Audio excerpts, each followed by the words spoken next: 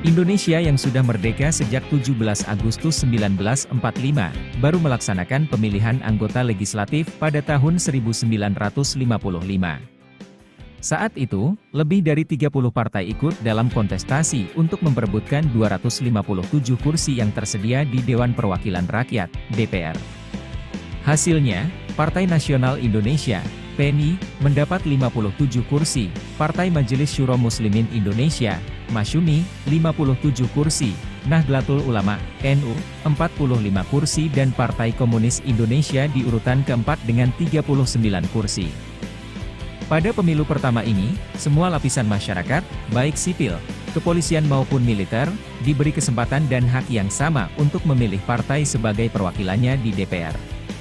Bahkan beberapa anggota TNI dan Polri, ikut mendirikan partai seperti Ikatan Pendukung Kemerdekaan Indonesia, IPKI, yang didirikan oleh AH Nasution dan Gatot Subroto, serta Partai Persatuan Pegawai Polisi Republik Indonesia. Perbedaan ideologi partai kadang menimbulkan gejolak di dalam pemerintahan maupun di tubuh angkatan bersenjata. Namun kemudian, DPR hasil pemilu 1955 ini dibubarkan oleh Presiden Soekarno setelah dikeluarkannya Dekrit Presiden tahun 1959. DPR hasil pemilu 1955 ini dianggap tidak berhasil mengeluarkan undang-undang baru. Melalui Perpres Nomor 3 Tahun 1960, DPR hasil pemilu 1955 tersebut diganti menjadi Dewan Perwakilan Rakyat Gotong Royong, DPR-GR, yang seluruh anggotanya dipilih oleh Presiden. Pemilu kedua dilakukan setelah terjadi pergantian Presiden dari Soekarno ke Soeharto, yaitu pada tahun 1971. Pemilu kali ini diikuti oleh 10 partai untuk memperebutkan 360 kursi di lembaga legislatif, DPR. Golkar yang menjadi kendaraan politik penguasa Orde Baru, berada di urutan pertama dengan raihan 236 kursi, diikuti oleh Partai NU, 58 kursi, Parmusi 24 kursi dan PNI 20 kursi. Pada tahun 1973, Presiden Soeharto menerapkan kebijakan penggabungan, fusi, partai yang mengikuti pemilu pada tahun 1971. Hasilnya, partai keagamaan seperti Partai Nahdlatul Ulama, NU, Partai Islam Persatuan Tarbiyah Islamiyah, PERTI, Partai Syarikat Islam Indonesia, PSI, dan Partai Muslimin Indonesia, Parmusi, bergabung menjadi Partai Persatuan Pembangunan, P3. Sedangkan Partai Kristen Indonesia, Parkindo, dan Partai Katolik, memilih bergabung dengan Partai Nasionalis seperti Partai Nasional Indonesia, PNI, Partai Musyawarah Rakyat Banyak, Murba, serta Partai Ikatan Pendukung Kemerdekaan Indonesia, IPKI. Dari hasil gabungan 5 partai ini, lahirlah Partai Demokrasi Indonesia, PDI. Pada tahun yang sama, Majelis Permusyawaratan Rakyat melalui sidang umum, mulai melakukan pemilihan presiden serta wakil presiden. Namun pada saat itu, pemilihan presiden dan wakilnya dilakukan oleh anggota MPR. Fraksi Golkar yang menguasai kursi di MPR ditambah fraksi ABRI, menjadikan Soeharto tetap menjadi presiden untuk jabatan 1973-1978. Hal tersebut berulang hingga 6 periode pemilu. Sedangkan sebagai wakil presiden terpilih adalah Sri Sultan Hamengkubuwono IX. Pemilu ketiga diadakan pada tanggal 2 Mei 1977. Karena telah terjadi penggabungan partai, pada pemilu ini hanya diikuti oleh 2 partai politik yaitu, Partai Persatuan Pembangunan, P3, dan Partai Demokrasi Indonesia, PDI, serta golongan karya, Golkar. Adapun hasilnya adalah, Partai Persatuan Pembangunan memperoleh 99 kursi, Golkar 232 kursi dan PDI menguasai 29 kursi. Pada sidang umum MPR tahun 1978, Soeharto kembali terpilih menjadi presiden sedangkan wakil presiden terpilih adalah Adam Malik.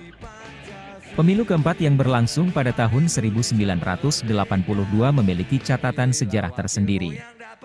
Rangkaian kampanye pemilu kali ini diwarnai bentrokan antara pendukung P3 dengan pendukung Golkar di lapangan Banteng pada tanggal 18 Maret 1982. Peristiwa yang dikenal sebagai tragedi Minggu Berdarah 1982 ini bermula saat massa beratribut P3 melintas di lapangan Banteng yang saat itu sedang berlangsung kampanye Golkar. yang awalnya hanya berupa saling ejek akhirnya berubah menjadi ajang baku hantam dan perang batu antara dua kubu. Kerusuhan akhirnya meluas hingga Gunung Sahari, Jalan Veteran, Gambir, Jalan Senen Raya, Jalan Kramat, dan juga Cempaka Putih. Terlepas dari kerusuhan yang terjadi, pada pemilu 1982 ini, Golkar berhasil meraih 242 kursi, P3 memperoleh 94 kursi dan PDI 24 kursi.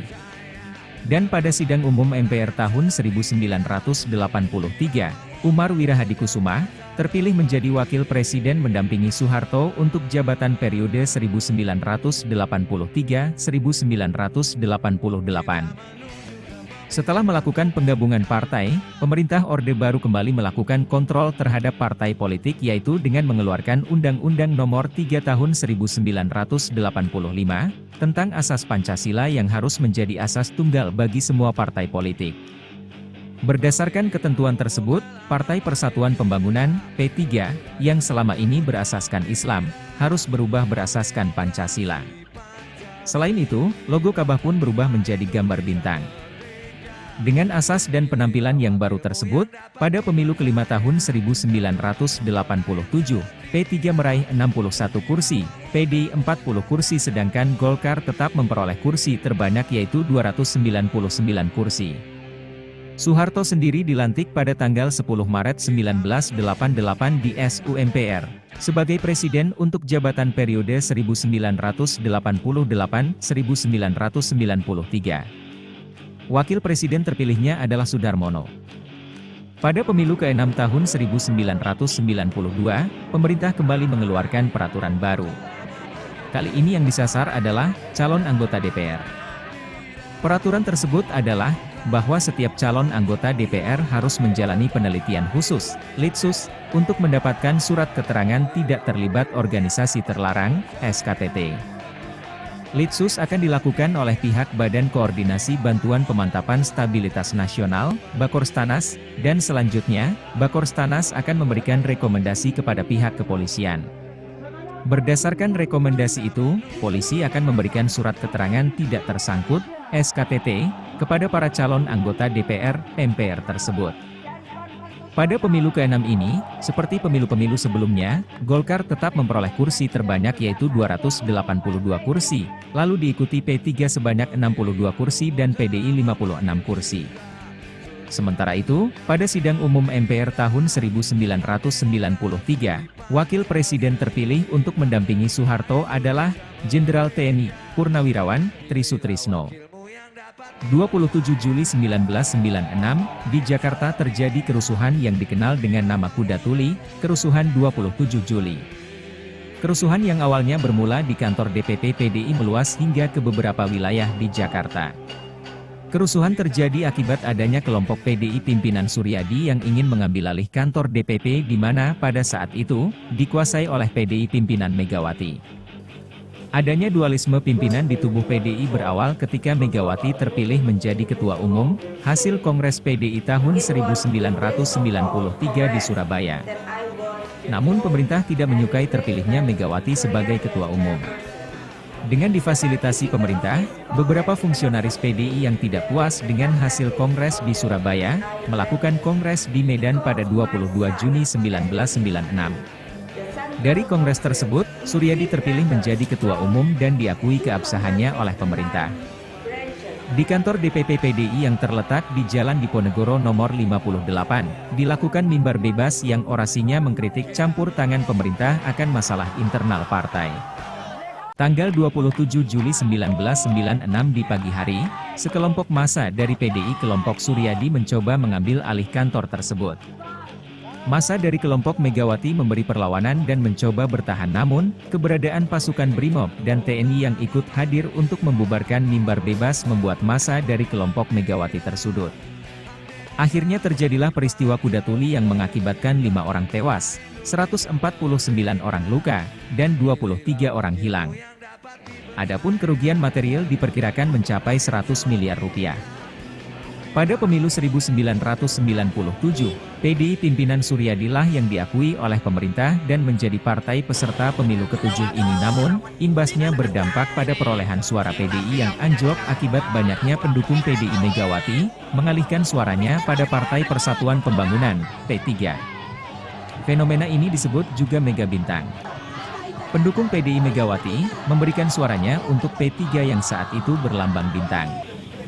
Hasil akhir dari pemilu 1997 adalah sebagai berikut, Golkar memperoleh 325 kursi, P3 89 kursi dan PDI 11 kursi. Sidang Umum MPR 1998 berlangsung di saat krisis moneter menerpa Indonesia. Perekonomian masyarakat merosot akibat harga kebutuhan pokok yang meningkat, begitu juga harga BBM. Suku bunga bank melonjak hingga 70% dan nilai tukar rupiah anjlok hingga mencapai Rp15.400 per US dollar. Situasi tersebut menimbulkan gejolak sosial di masyarakat. Kerusuhan timbul di mana-mana, begitu juga gerakan mahasiswa. Mereka mulai melakukan aksi demonstrasi, baik di lingkungan kampus maupun bergerak keluar kampus. Represi aparat keamanan yang mencoba menghalangi aksi tersebut mendapat perlawanan dari kalangan mahasiswa, yang akhirnya mulai menimbulkan korban dari kedua belah pihak. Aksi-aksi teror juga menambah kisruhnya suasana keamanan saat itu. Sidang Umum MPR yang berlangsung pada bulan Maret, dilaksanakan dengan penjagaan yang begitu ketat. Dan pada tanggal 10 Maret 1998, MPR melantik Soeharto dan Baharudin Jusuf Habibie sebagai Presiden dan Wakil Presiden untuk periode jabatan 1998-2003. Berakhirnya sidang umum MPR, tidak menyurutkan gejolak sosial di masyarakat, kerusuhan tetap terjadi. Bukan hanya karena harga kebutuhan yang terus meningkat, tapi juga karena kebutuhan pokok tersebut langka di pasaran. Begitu juga gerakan aksi mahasiswa, mereka mulai berani keluar kampus, dan menyuarakan isu, turunkan Soeharto dari kursi kepresidenan. 12 Mei, terjadi aksi penembakan di Universitas Trisakti, 4 mahasiswa tewas. Seluruh elemen masyarakat mengutuk aksi penembakan yang menimbulkan korban tewas tersebut. Presiden Soeharto sendiri pada saat itu, sedang berada di Kairo, Mesir untuk menghadiri KTT G15. Usai terjadinya insiden penembakan di Universitas Trisakti, kerusuhan melanda Jakarta dan kota-kota lainnya di Indonesia. Aksi penjarahan dan pembakaran berlangsung selama 3 hari. Akibat kerusuhan ini, lebih dari 1.000 orang tewas dan juga menimbulkan kerugian material seperti perusakan dan pembakaran gedung serta kendaraan. Demi tercapainya gerakan reformasi, pada 19 Mei 1998, ribuan mahasiswa menduduki gedung DPR, MPR. Mereka meminta diadakannya sidang istimewa dan menuntut Soeharto untuk turun dari jabatannya. Tuntutan Soeharto turun dari kursi kepresidenan, juga keluar dari kalangan akademisi, politisi dan tokoh masyarakat lainnya. Bahkan, suara yang meminta Soeharto untuk turun juga mulai terdengar dari kalangan anggota DPR. Dan bijaksana sebaiknya mengundurkan. Kamis 21 Mei 1998, di Istana Negara, Soeharto membacakan surat pengunduran dirinya sebagai Presiden Republik Indonesia. Untuk menyatakan berhenti dari jabatan saya sebagai Presiden Republik. Pengunduran diri Soeharto yang telah berkuasa selama 32 tahun, disambut rasa sukacita oleh masyarakat.